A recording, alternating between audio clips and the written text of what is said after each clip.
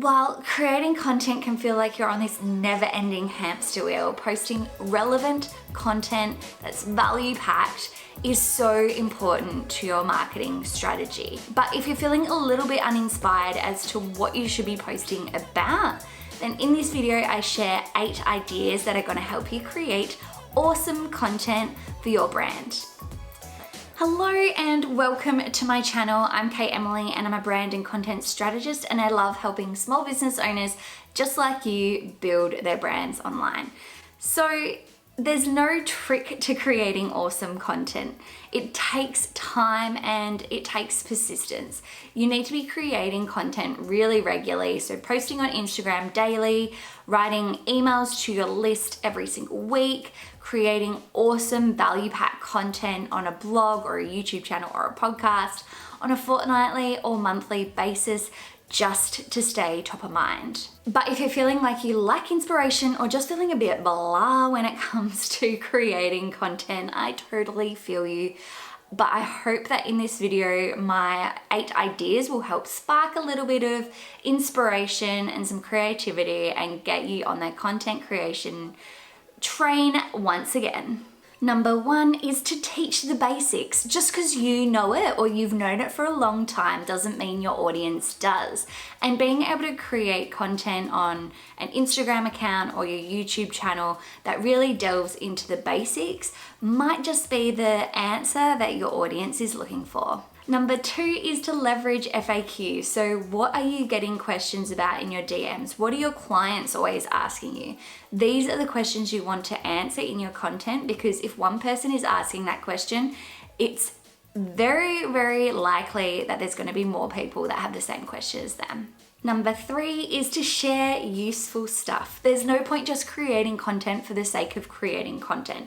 You want to make sure that everything you create is really showing value and is solving your customer or client's pain point or challenge or problem. Don't be shy about sharing your products or services either, because if they are actually relevant to that particular problem or challenge that you're talking about, then make sure they're known. Number 4 is transformation. So if you're in an industry where you can visually show a transformation of a client or customer, so maybe you're a PT, a naturopath, or an organic skincare brand, show this stuff. Get these photos from your customers, because this is the stuff that people love to engage with and they're going to be more likely to trust your brand in the future. Number 5 is to share your process. So maybe you're an artist or an interior designer where you can do a time lapse of your entire process from start to finish on a creative project. Or maybe you're a baker and you can show different images of you going through the process of baking a cake for a client. People love this stuff. They love to be taken behind the scenes and to be shown what that process looks like. Even if it seems boring to you, it's so engaging to your audience. Number 6 is to be vulnerable. So often on my Instagram account or even in my monthly email newsletters, I share personal stories. So these stories might be about my life or my business and show a little behind the scenes about what's going on with me behind the brand. And these are stories that create connection and build relatability. So my audience is then going to be more likely to remember me and trust me in the future.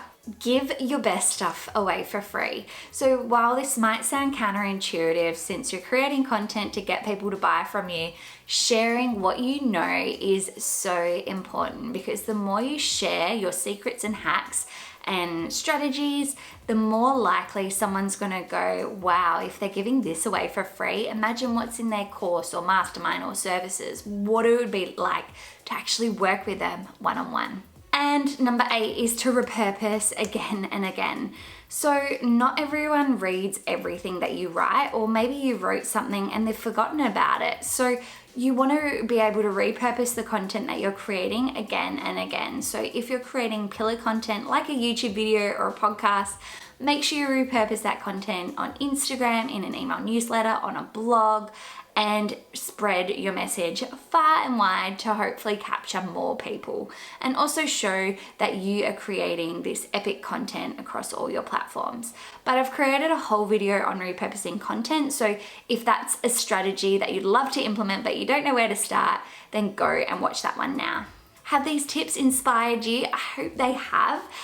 Please give this video a thumbs up if you loved it, and if you are new here, consider subscribing to my channel so you can be notified when I release new videos about content strategy, digital marketing, and mindset tips. If you're wanting a bit more about content strategy and how you can start implementing it in your business, go and watch my video, 5 easy steps to creating content for beginners.